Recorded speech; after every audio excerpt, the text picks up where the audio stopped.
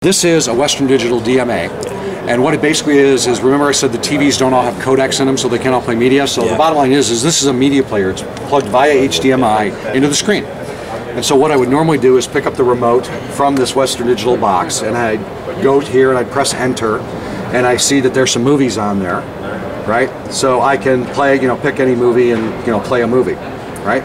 So that allows me to do that. Okay. Now the real question I've got. Okay, which I've got to figure out how to stop it now. Stop, go to home, there we go. So the real question I've got now is, okay, so this is up on my shelf or next to my HD TV. How do I get the movies on it? Okay, how do I unplug? Do I have to unplug this and drag it across the room? Do I have to take my laptop across and hook into it? How do I get movies onto this? Well, we've done something a little tricky with this one, and what we've done is we've done two things. First of all, I installed some storage in here. Some of them come with it, but this one, the one we had, didn't happen to have it, so I put some storage in here. The other thing I put in here is one of our ultra-wideband radios. So, the way this is set up, however, is it's really tricky because it's got a little switch in it. And when it detects radio activity, what happens is it turns off the storage from the TV and it moves the storage to the radio. So what I will do is this. I'm going to take the dongle and I'm going to plug it into this little laptop. And what you will basically see happen as this connects up and as it detects, it's scanning, so as it detects the radio, what will happen is you'll see a note up here that says no storage present, because the storage goes away. Then what will happen is you'll see the storage show up on the laptop.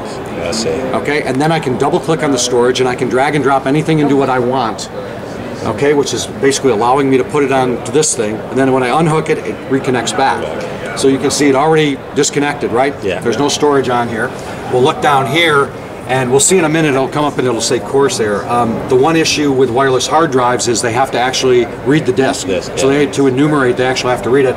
You see the Corsair showed up right here. So if I go ahead and double click on the Corsair, you'll see there's the Wally trailer that I had on here. Just to show you that it really works, let's go ahead and delete the Wally trailer off. Okay.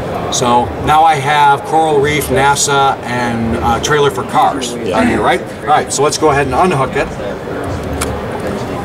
So I unhook it, and the same thing happens backwards. It unloads from here. This guy detects it again, re-enumerates, has to read the disk again, so it takes a second or two. So it's already done that. The storage becomes back present. I go back in, and you'll see now I only have 3 trailers, right? And the Wally trailer is not here. So it allows you, just by plugging this into your laptop, a really simple and easy way to get to the storage device to put media on and off it. So that's kind of a cool. I like that thing. It's kind of cool the way that works.